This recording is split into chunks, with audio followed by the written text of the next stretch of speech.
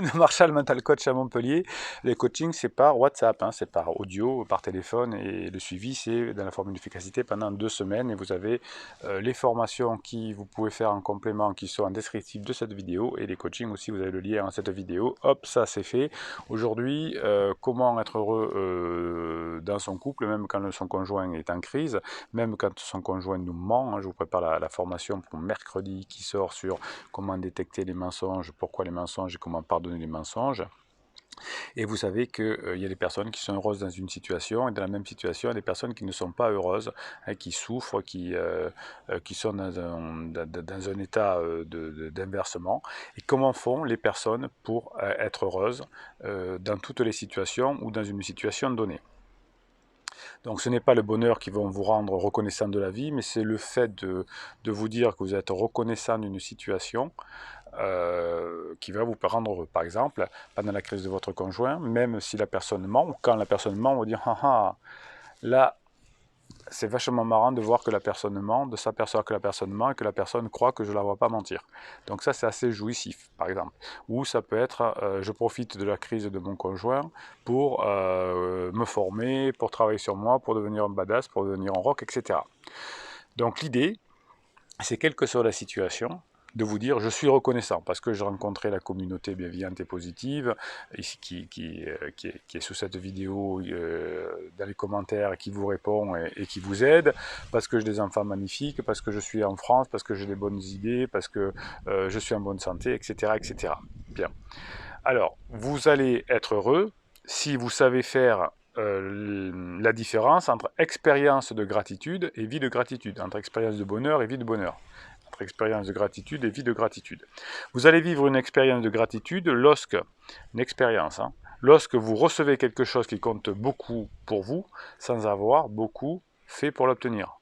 C'est-à-dire que je suis né avec une cuillère en argent dans la bouche, et donc là j'ai une expérience de gratitude.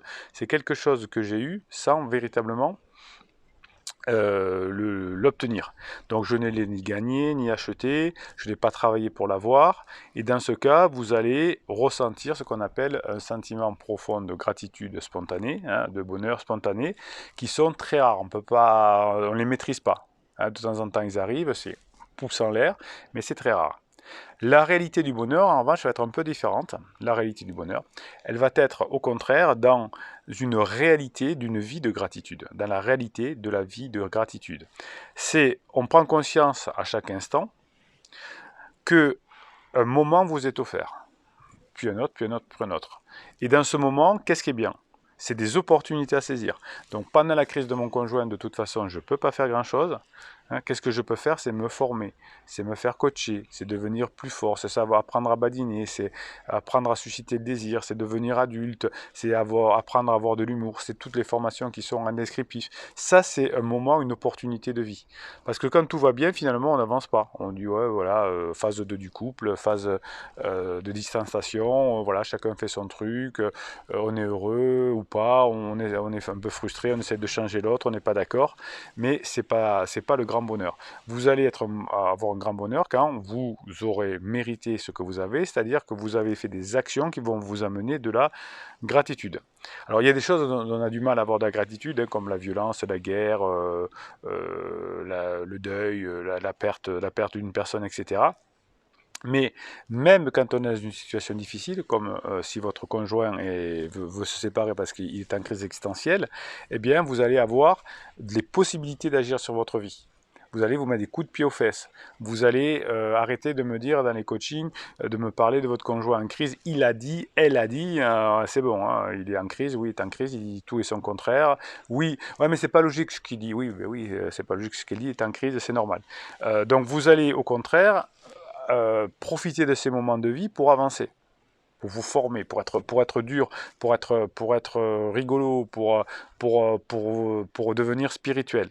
Et là, vous allez apprécier ce que vous donne la vie, c'est-à-dire que vous allez profiter que votre conjoint pédale dans la semoule, pour ne pas commettre d'interdit, hein, pour ne pas empirer la situation, attendre que, même si c'est très pénible, que la situation se décante, et ensuite revenir ensemble. C'est comme quand votre enfant a une crise existentielle qu'on appelle adolescente, et bien vous le laissez faire, vous encadrez pour pas qu'il se fasse trop mal, mais à la fin, ben, il sort de sa crise, et il aime papa et maman comme avant, parce que pendant sa crise, il dit les vieux, ils comprennent rien, etc.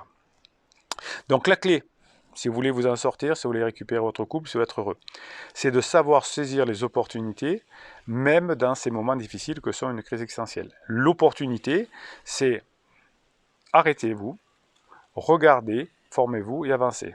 Arrêtez-vous, stop, arrêtez de délirer, arrêtez d'avoir peur, arrêtez de voir votre époux ou votre épouse telle qu'elle n'est pas. Hein. Vous avez le tort, si votre époux ou votre épouse est en crise, de le voir comme quelqu'un de déterminé, alors que c'est quelqu'un qui est fatigué, à terre. En crise, on est mort, on fait n'importe quoi. C'est pour ça qu'on fait n'importe quoi d'ailleurs, parce qu'on est fatigué, on n'en peut plus. On fait des erreurs et la vie, bam, nous cartonne. Alors c'est pour ça qu'on essaye de se... c'est de ta faute. Jamais je reviendrai, puis je pleure, et puis je m'énerve. Hein, je m'énerve. Tout à l'heure, j'avais un client au bout du fil, comme il me regarde souvent, il va se reconnaître. Il a dit l'autre jour à son épouse en partant faire le marché, à tout à l'heure, et elle s'est mise dans une écrit. C'est pas normal, pourquoi tu me dis à tout à l'heure, machin. Et mon client que j'adore, là, c'est plusieurs fois que je le coach, et il me dit, ouais, mais elle est vachement déterminée, etc. Oui. L'autre jour, elle a dit, je veux divorcer, je veux que tu signes les papiers à l'amiable. Mon client a dit, ben non, je ne veux pas signer un consentement mutuel. Et là, elle s'est mise en crise. Ah oui, elle a dit, ça, il faut que je vous la dise quand même. Donc, mon client ne fait pas d'interdit, il est au top, bravo, vous reconnaissez. Et elle y a dit, comme t'es pas violent, c'est violent ce que tu fais. Je répète, elle a dit, c'est violent parce que t'es pas violent. Et là, mon client était perdu un peu. Je dis, vous vous rendez compte ce qu'elle dit? Elle dit, oui, c'est une forme de violence de ne pas être violent.